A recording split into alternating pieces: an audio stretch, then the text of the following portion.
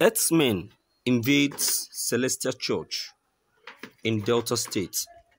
See what they did. Gunmen suspected to be Fulani herdsmen on Friday night stormed a branch of the Celestial Church at Iguzo in Oshimili North local government area of Delta State, where they killed the resident pastor, Stephen Akpo. The deceased, who was transferred from Calabar last year, was said to be praying and counseling 5 of its members at the church, Celestial Church of Christ, Breakthrough Cathedral, Iguzo Parish, when the hoodlums struck. They were said to have shot the pastor several times through the window, which they forced open after failing to break the locked door. The pastor's wife had to take cover while the shooting was going on. Most Supreme Evangelist Isaiah George of the Archdiocese of Ughelli, who raised down from Ughelli as a result of the incident, said his late colleague hailed from Orogun in Ughelli North local government area of the state. A member of the church, Mr. Temitope, gave a detailed account of the invasion, saying, "We were here in the church premises with the prophet and some church members when suddenly 2 Fulani men came with rifles and ordered us to lie down. Then our pastor got up and went into his room. They beckoned on him to come back, but they ignored. At that point, those of us lying down were marched into the bush, and they ordered us to remove our garments and lie facing down. As we were about complying, one of them realized that they had left one person at the church again, led us back to meet with the pastor. When we got back, they again ordered us to lie down while one of them went to meet the pastor in the room. Next thing we heard was an argument as the pastor refused to open the door. At that point, the second one joined them and they started shooting inside from the window. After they removed the nets, that was when he had the opportunity to escape into the bush. He was gunned down through the window before the police got here and took him to the general hospital. Iguzo, he died. A patron of the church, Mr. Peter Lotobi, who spoke via telephone, said as soon as he got the wind of the attack, I got in touch with the police when I saw them around Kefas Road in Iguzo and alerted them about it. But before we got there, it was already too late. Meanwhile, one of the doctors who received the deceased at the Iguzo General Hospital said the pastor was also stabbed after being shot, adding that he died as a result of the injuries he sustained from the stabbing. When contacted, the police public relations officer in the state, DSP Onome of Wekbuweye, confirmed the incident, adding that the police had commenced an investigation into the matter. She said the police and local vigilante were on the trail of the suspected hoodlums, expressing hope that the suspect will be apprehended and punished. Thank you for listening to this news. Wow. This is what we are saying. Fulani herdsmen. You see, I don't know what's happening. The South really need to do something concerning these herdsmen. They really need to do something concerning their issue. Enough of this, too many keeping quiet. A final decision should be done concerning them. I won't say they are enjoying this killing because too many attacks has actually been made on this on the South. The South have been attacked too many times, and it doesn't all go well. It doesn't go down well. It doesn't go down well.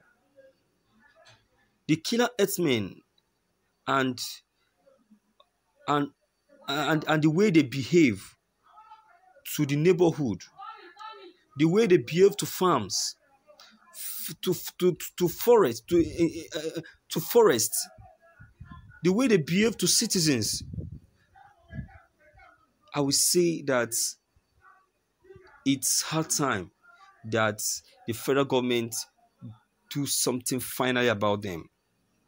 Let's forget let's forget the fact that the person ruling is actually from that place. It's our time we close up the issue of this Hērdsmèñ. It's our time we kiss them a goodbye, because they have eaten more than they can chew. You can imagine the bloody attack. What has this man of God done to them now? We are complaining of, we are trying to get ourselves away from one issue. Another one is coming. Who are these idiots? Who are these people? This is what we are talking about. President Muhammadu is there. He will be hearing all of this. He will be listening. He will be hearing that these are what his people, the Fulanis, are doing. He will just keep deaf ears. He won't even want to do anything, because they are from his place. If you start clinching and clearing them off, that is when we will decide to stand on his feet. What betide him by the time Nigerians decide to take it upon themselves to clean and close up everything concerning every Fulani in this country? What is it? Can't one close its eyes in peace and sleep in peace? Everywhere in each state, it's concerning the Fulanis and their devilish attack. If it is not killing, it will be raping. If it's not raping, it will be stealing. How can this be happening? I'm suspecting that the President Muhammadu Buhari equally have a hand in this. Why? I'm not saying that he's the one sending them, but what I'm driving at is that the president, I think, is not meeting up as expected. What is expected of him by the Fulanis is not doing it. So they have decided to frustrate his government. Because if they do all of this, we start passing the blame on him for insecurity. So I'm putting up to the president that he should take it up. He should take it up, or else Nigerians will stand just like as they stand for the Boko people. And I just don't know. Enough is enough. We cannot take it any longer. These people cannot continue to eat their cake and have it.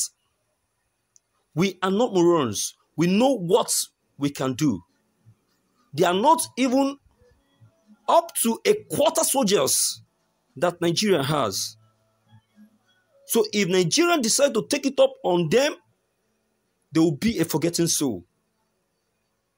So the president should better do something concerning their case. I am saying this through this blogging channel to whosoever that knows them, to deliver it to them, that they should repatriate. They should repent from their attack, because Nigerians are watching. They are watching.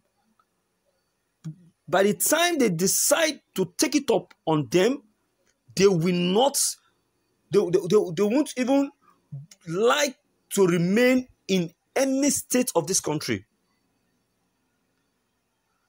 They can't continue to eat their cake and have it.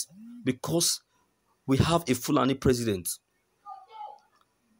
I will boldly say that it's only in this President Buhari's administration that we are experiencing these too many herdsmen attack. It wasn't like this in other administration. So they are taking advantage, a very big advantage of this administration. And so Nigerians need to do something about it. So I will say clearly that Buhari's administration is not a favorable one at all. It's not a favorable one, but an headache and a bone on the neck. So my viewers,